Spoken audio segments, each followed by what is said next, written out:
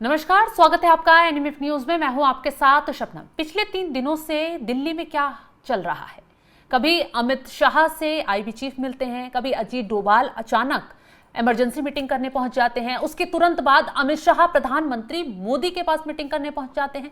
आखिर हलचल क्या है कि अचानक से इमरजेंसी मीटिंग बुलाई जा रही है, बड़े बड़े अधिकारी मुलाकात कर रहे हैं? आखिर होने वाला क्या है? तमाम सवाल इन मीटिंगों को लेकर खड़े हो रहे हैं। आज इसी मुद्दे पर चर्चा करेंगे। चर्चा के लिए मेरे साथ वरिष्ठ पत्रकार पंकज प्रसून जी जुड़ रहे हैं।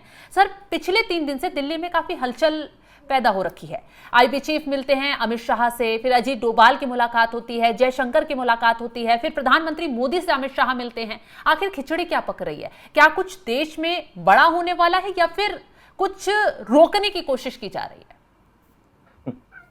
है? मैं एक क्वेश्चन से शुरू करता हूं। आप अमित शाह के पूरे ट्विटर प्रोफाइल को देख लीजिए। उन्होंने कॉकरोच पार्टी के बारे में एक शब्द नहीं कहा होगा। नहीं कहा, कहीं कुछ नहीं। कुछ भी हुआ, इतना बड़ा आंदोलन हुआ, इतने बयानबाजी हुई, अमित शाह पर इतना अटैक किया गया, उन्होंने रिस्पॉन्ड ही नहीं दिया। पता है क्यों? क्योंकि he is busy in something else. वो लगातार कुछ एक ऐसा प्रोजेक्ट है जिसमें वो डूबे हुए हैं। और जिस दिन राहुल गांधी ये कह रहे थे कि संसद में आने की हिम्मत नहीं है अमित शाह की, उस दिन अमित शाह सुबह 9 बजे से रात के 10 बजे तक संसद भवन में थे और वो कुछ काम कर रहे थे, बहुत जरूरी काम।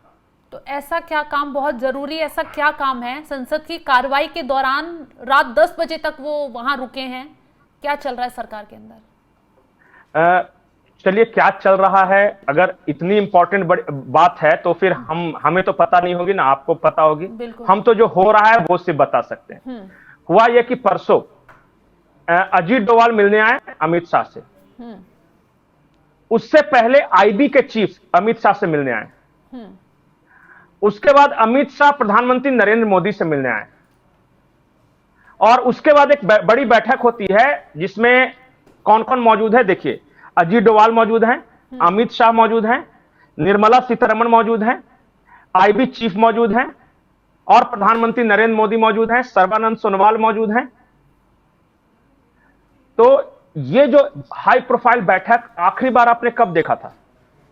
ये तो ऑपरेशन सिंदूर के दौरान या कोई बिल आता है उस दौरान ही देखने के लिए मिलती है। नहीं, बिल में रक्षा मंत्री राजनाथ सिंह का कोई काम नहीं। कोई बिल आएगा तो अजीत डोभाल का कोई काम नहीं, एस जयशंकर का कोई काम नहीं। लेकिन ऑपरेशन सिंदूर के दौरान ऐसी हलचल देखने के लिए मिली थी हमें। बिल्कुल इसी तरह हलचल थी ऑपरेशन सिंदूर के दौरान। उससे पहले मैंने निर्मला सीतारमण को भागकर बैठक में जाते हुए देखा था जब डॉग फाइट हुआ था अभिनंदन वाला, उस समय। और उससे पहले इस तरह की बैठकें 370 हटाने के दौरान हुई थी।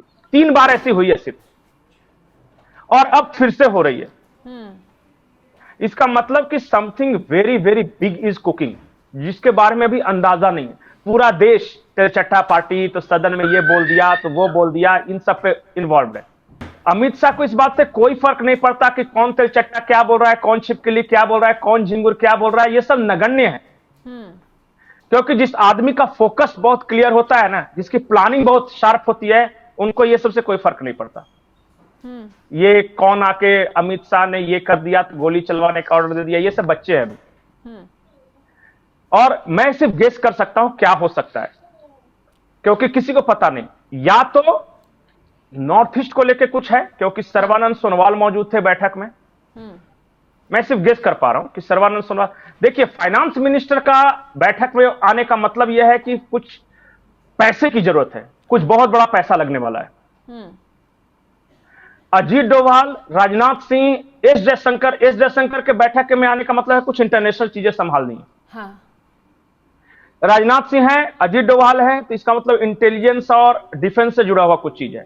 और प्रधानमंत्री नरेंद्र मोदी अध्यक्षता कर रहे हैं, इसका मतलब बहुत हाई प्रोफाइल है। आशंका दो तरफ भी जारी है पंकज जी। आपने नॉर्थ ईस्ट का नाम तो ले दिया, इस वक्त पीओके भी चल रहा है और पीओके को लेकर लगातार आवाज उठाई जा रही है कि मोदी सरकार कदम उठाए, और पीओके से भी आवाज यहां पर आ रही है, हमारी मदद करो, क्योंकि पाक सेना तबाही मचा रही है।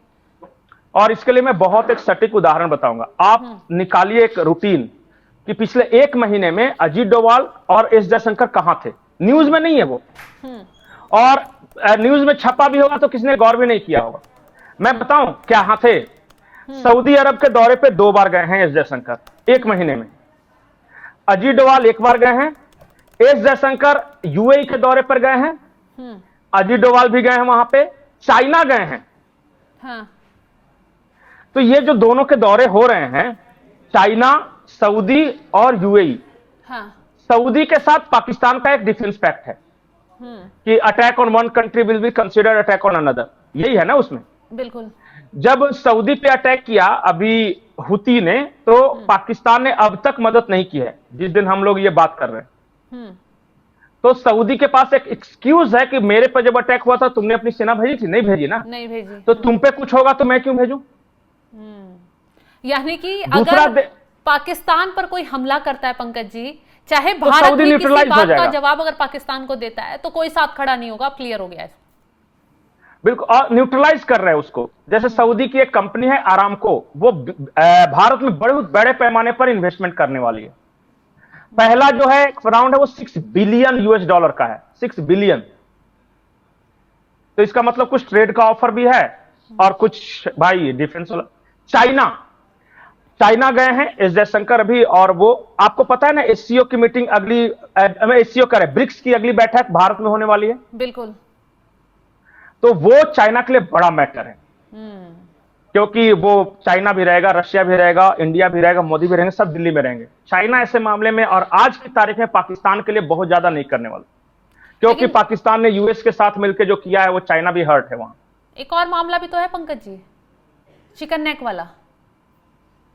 वो तो मैंने नॉर्थ ईस्ट के बारे में बता दिया, मैं डायरेक्ट स्पेसिफिक नहीं बता रहा था कि वो चिकन नेक है कि क्या है, मणिपुर को लेके, मिजोरम, म्यांमार को लेके क्या है, ये मैं नहीं बता सकता, लेकिन नॉर्थ ईस्ट को लेके कुछ तो है, या फिर पीओके को लेके है। जो पीओके में सिचुएशन है, 150 से ज्यादा लोगों को मार डाला, वो हम एक अलग वीडियो में करने वाले। तो वो जो सिचुएशन है, मुझे लग रहा है कि वेस्ट या ईस्टर्न फ्रंट पे कुछ तो बड़ी प्लानिंग कर रहे हैं, जिसमें प्रधानमंत्री भी इंगेज हैं, होम मिनिस्टर भी हैं, राजनाथ सिंह भी हैं, उसमें डोभाल भी शामिल हैं, एस जयशंकर शामिल हैं, निर्मला सीतारमण शामिल हैं, ये सारे लोग मिलकर शामिल हैं उसमें, जो कुछ प्लानिंग कर रहे हैं। अब क्या है ये, इसके बारे में गेस कौन कर सकता है, किसी को नहीं पता होगा भारत में।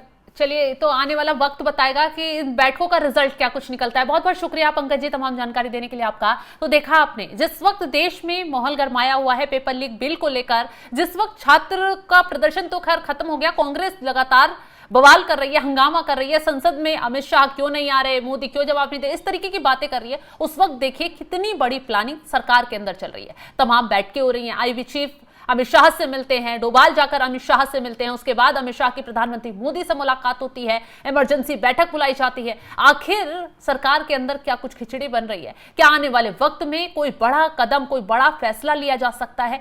ये तो जल्द ही क्लियर हो जाएगा। सरकार आगे क्या कदम उठाती है तो देखने के लिए मिल जाएगा। फिलहाल इस खबर को लेकर आप क्या कुछ राय रखते हैं, कमेंट बॉक्स में जरूर बताइएगा, और तमाम बड़ी खबरों की अपडेट के लिए आप हमारे साथ जुड़े रहें। नमस्कार।